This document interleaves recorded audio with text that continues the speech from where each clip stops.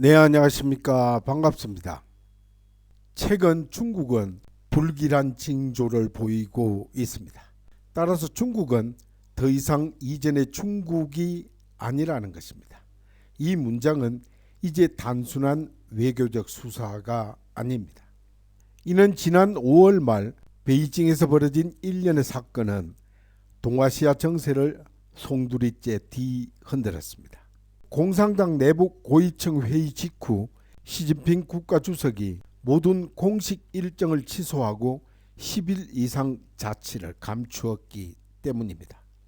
이에 대해 중국 관영 언론은 건강검진이라는 이유를 댔지만 복수의 외교 소식통과 첩보에 따르면 이는 실제로는 인민해방군 일부 장성들이 주도 아래 쿠데타가 발생했다는 정황이 뚜렷하다는 것입니다. 시진핑은 2012년 집권 이후 권력을 지속적으로 중앙 집중화하면서도 내부 파벌들을 억누르는 방식으로 공산당 체제를 유지해 왔습니다.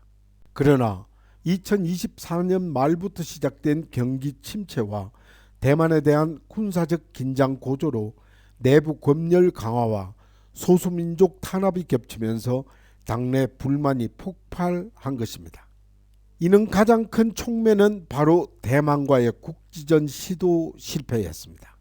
지난 3월 중국은 대만 북부 상공에 정찰 드론을 띄우며 실질적 통일 압박에 나섰지만 대만은 미사일로 이를 격추하며 강하게 대응을 했고, 또한 미국은 인도태평양 사령부의 해상 전력을 즉각 대만 인근에 배치합니다. 따라서 중국군 내부에서는 시진핑의 이 같은 무리수에 대해 격렬한 비판이 쏟아졌다는 것입니다. 따라서 지금 시진핑의 중국 공산당 정권이 종말을 고하는 게 아니냐는 분석들입니다. 이는 5월 27일 시진핑이 공식 석상에서 사라진 이후 중국은 하루아침에 지도자 공백 상태에 빠졌습니다. 그리고 그 다음날 인민해방군 정치부는 국가의 안정을 위한 비상체제 전환을 선언하며 리창 총리를 국가주석 대행으로 내세웠다는 것입니다. 그러나 실권은 없었던 것이고, 또한 여러 성 단위에서 독자적인 통치를 선언하고 홍콩과 티베트는 독립을 주장하며 시위를 시작했다는 것입니다. 이는 사실상 중국 공산당 기능을 상실한 것입니다.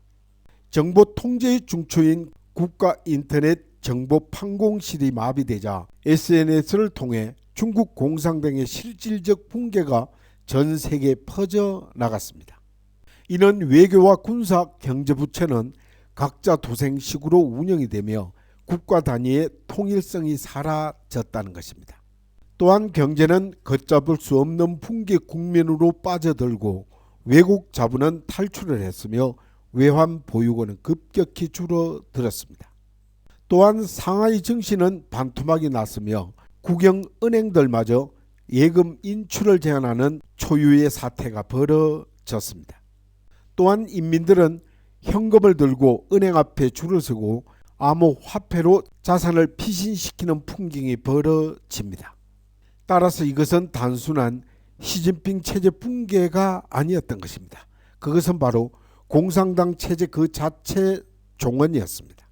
그리고 미군의 대만 주둔과 동아시아 질서의 지각 변동이 일어나고 있습니다. 따라서 그 혼돈 속에서 미국은 결정적 조치를 단행합니다. 미 국방부는 6월 10일 중국 내 정세 불안으로 인해 인도 태평양의 안정을 위협받고 있다며 미 해병대 제3원정군 병력을 대만 남부 핑통 해안에 상륙시킵니다. 또한 타이페이 북부 외곽 기지에는 이미 고속 기동대가 배치되었고, 미군은 대만 해협과 동중국의 상공의 항공 우세권을 확보하고 있습니다. 또한 미 국방부는 이를 지속적 평화 유지를 위한 주둔이라 밝혔으나 실질적으로는 대만의 방위권을 공식적으로 떠맡는 조치였던 것입니다. 이에 중국 외교부는 격렬히 반발했지만 이미 베이징의 중앙정부 기능이 마비된 상태에서 군사적 대응은 불가능했습니다. 또한 외교적으로도 유럽연합은 미국의 조치를 불가피한 예방 조치로 인정했으며 일본은 자위대를 대만 해역 인근까지 파견하며 지원 사격에 나섰습니다. 한편 대만 내부 여론은 사실상 미국의 군사 보호국으로서의 실질적 독립을 외치고 있습니다. 이는 곧 하나의 중국 대원칙에 대한 국제적 무효화를 의미하며 이는 1971년 유엔에서 중국 대표권을 박탈당한 대만에게는 50년 만의 외교 반전이자 중국에게는 통일론의 파산 선고와 다름없습니다. 따라서 격변의 시대가 접어들고 포스트 중국, 즉 새로운 질서의 모색 시대로 접어듭니다. 이는 중국의 붕괴는 단지 하나의 대국의 몰락이 아니라 바로 국제 질서 전반의 판도를 뒤바꾸는 대역사적 사건이 될 것입니다.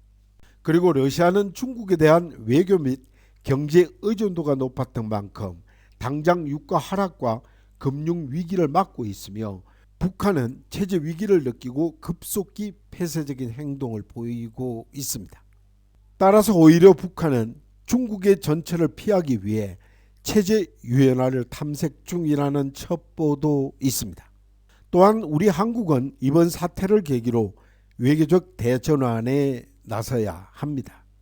한국 정부는 새로운 동북아 안보 구조에서 우리 대한민국은 적극적 리더십을 발휘할 것이라며 한미일 삼각협력 강화를 선언했고 서울 타이핑 간 외교 채널도 비공식 개설될 것입니다. 이를 전문가들의 이 사태를 두고 21세기 베를린 장벽 붕괴와 맞먹는 대역사적 사건이라고 평가할 것입니다. 이는 포스트 중국, 포스트 중공 시대가 개막될 것입니다. 그것은 바로 인민민주주의와 독재 질서와 혼돈 그리고 주권과 외세라는 모든 경계가 새롭게 그려지는 격변의 시대가 전개될 것입니다. 끝으로 우리는 지금 역사의 가장 중요한 분기점 위에 서 있습니다. 이는 중국이라는 단어가 더 이상 단일한 실제로 존재하지 않을 수 있는 시대이며 그 속에서 우리 대한민국이 어떤 선택을 하고 또한 어떤 자리를 차지할 것인지가 앞으로 수십 년간의 우리 한반도 미래를 결정하게 될 것입니다. 따라서 이제는 질문을 바꾸어야 합니다. 중국이 어떻게 될 것인가가 아니라 바로 우리는 그 다음 시대에 무엇이 될 것인가 라는 것입니다.